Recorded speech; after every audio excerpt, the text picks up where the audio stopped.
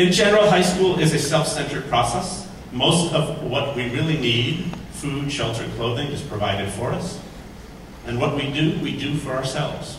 It is a very egocentric world, where we are the center of our universe, and this is encouraged and supported. Trust me, not all of life will be like this.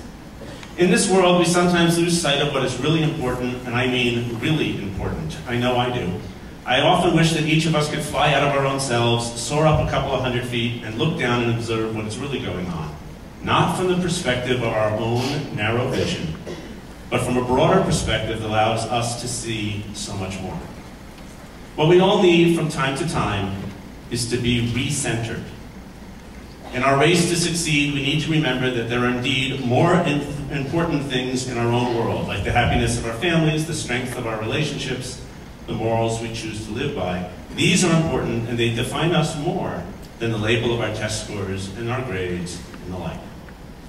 Every once in a while, along comes a person who has been re-centered, who has had an experience that forces upon that person a chance to reevaluate his or her life.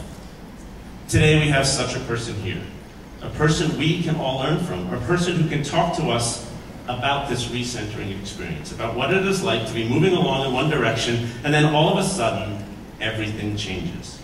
And with this change comes a certain clarity that can teach something to us all. I've asked Caroline Holden to introduce our speaker today. Today, I'm introducing a girl who has been one of my best friends for the past 7 years. Born in Brazil and raised in Greenwich, Japan, and Luxembourg, she has traveled the world, can speak in French, Portuguese, and English, gone through high school just like the rest of us, and has been my constant friend, even when miles of oceans have separated us. She has a story that you will not expect, and for those of you who know the surprise, please don't tell your neighbor, because it really ruins the effect of the whole speech. Now, I present to you an inspirational person, a peer, a senior in high school, and one of my best friends, Carol DeCoene.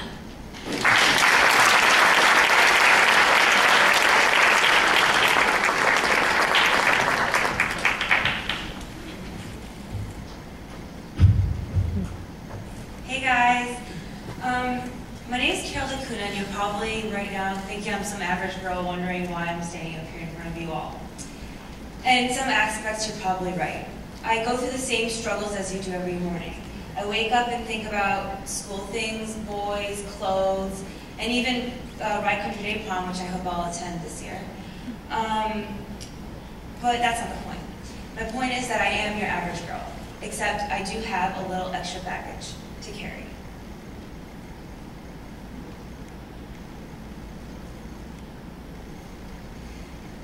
Now, only seconds later, you're probably having a ton of questions and seeing me in a completely different light.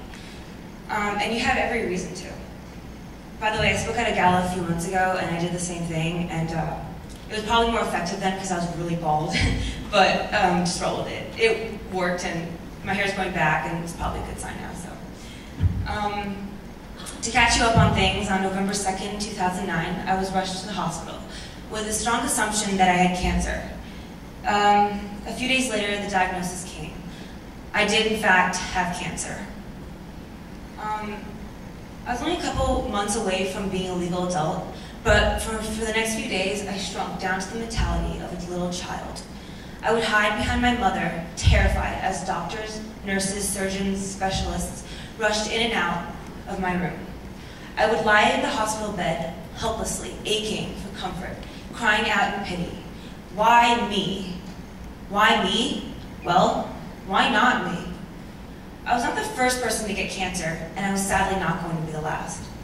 But I was going to be that kid to take the optimistic road down cancer lane, hoping that through a positive outlook of my situation, I might be in turn an example to someone else who may need a little added extra strength.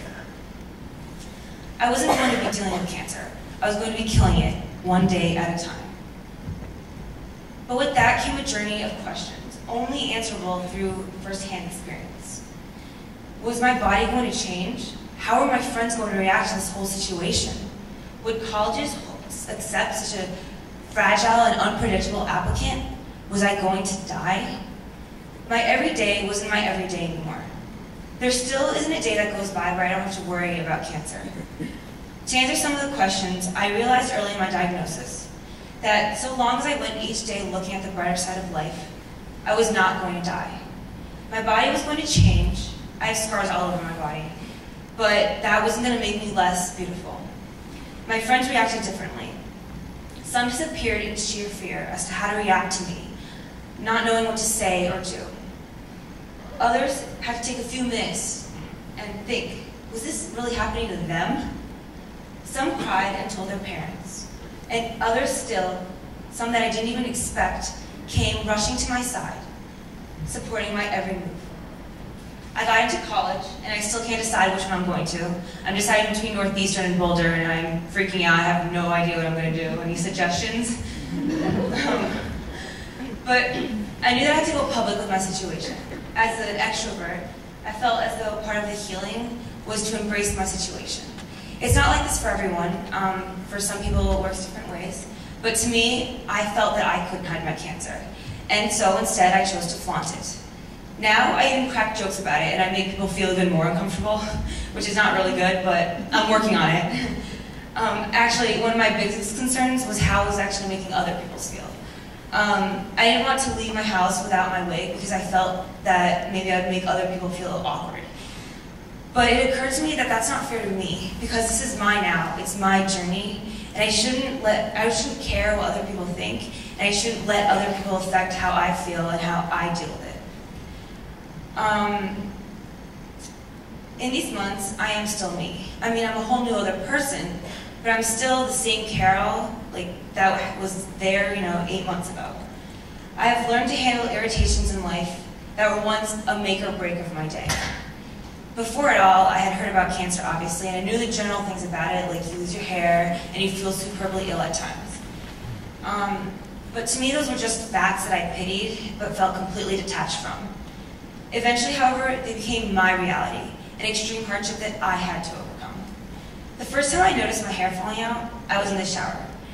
When I began combing conditioner through it, globs of strands would accompany my every brush. I remember that night probably more vividly than I remember any night. I began to cry great, passionate tears. I howled, holding onto my locks, struggling for dear life. I stayed in the shower for about 45 minutes, mourning, as if someone had just died. I loved my long brown hair. I spent many years growing it, and when someone would compliment on how beautiful and long it had gotten, I would always beam with joy and sheer and sincere happiness. And now my hair is gone, leaving a cancer mark on my body. But as the weeks and months went by, I embraced my baldness more and more, and I went from having a cancer mark to a beauty mark. By February, I had claimed it. I stood up in front of a large audience of about 20 to 26-year-olds, scanned the room, and looked everyone in the eye before removing my wig, just as I have done today. The looks are always generally the same: shocked, unsure, uncomfortable, and the occasional nod of encouragement. But I have learned to handle those looks. And now I'm going on my merry way down my path, proud to be myself. I am different. I am not defined by my hair. I'm not defined by my looks, the numbers I have produced in school, the people I talk to, the college I'm going to, or the clothes that I wear. I'm not defined by the people who look at me when I walk down the street, head in the air, living life, wearing a gold headscarf on my head. My hair used to mean a lot to me. It was a safety blanket for my insecurities. Now I am bald-ish, bold, and beautiful.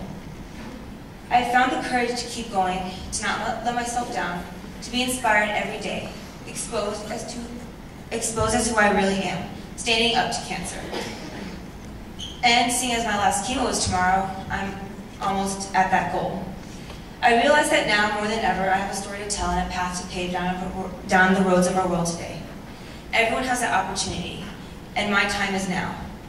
I'm doing this right now as I speak to you all. And I know that this whole journey has purely moved me to instill the same passion in teens like me, touched by the taunting mist, whether it be a taunting mist of college, friends, or something like cancer. Thank you.